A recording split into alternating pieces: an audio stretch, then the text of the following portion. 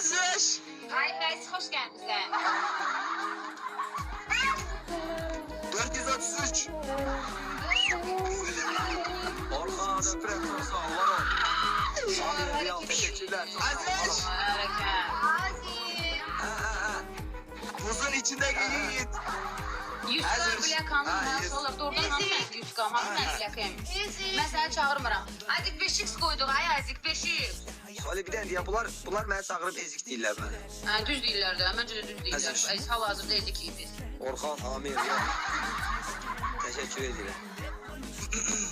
Ama bence eylemeyəsiniz. Yani başınıza çok pis işler gelecek. Ay çok korkudan bu dəfə doları sırtlayacağım. Uşaqlar elində. Ay Həs, çox sağ ol Ay Həs, amma çatmadı. Azik, Yeza, o öncedeki savalı yine tekrardan ver. Ver. Tekrardan ver. Yine oyun edersiz de. De gogo, gogo de, gogo.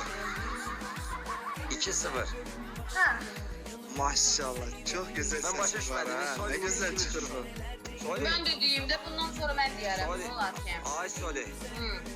İşte sen, onlar budur. Onlar budur. Aha. Biz de bu. Sevince bak. Sağ ol Sevin, çok sağ ol. Allah razı olsun Sevin.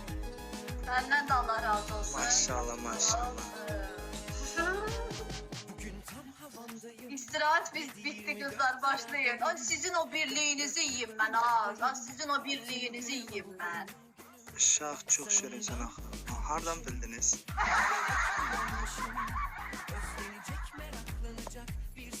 Məni dadımı hardan bildiniz?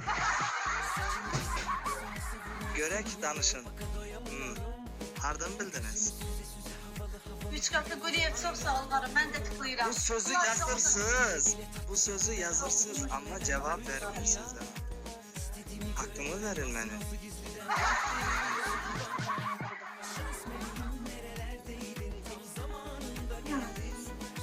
Bozum adamı Amerika. Ağzının içinde danışma lan.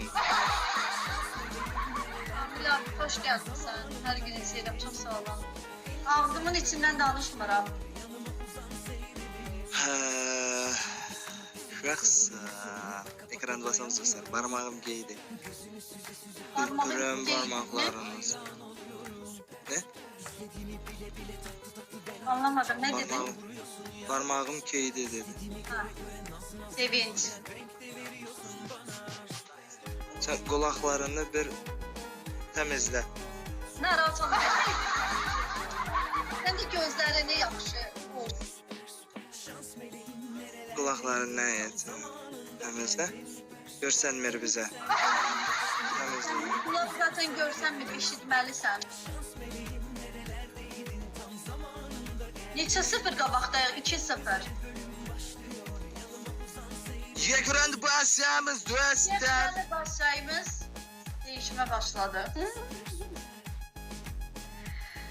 Şankaladım, varmaladım.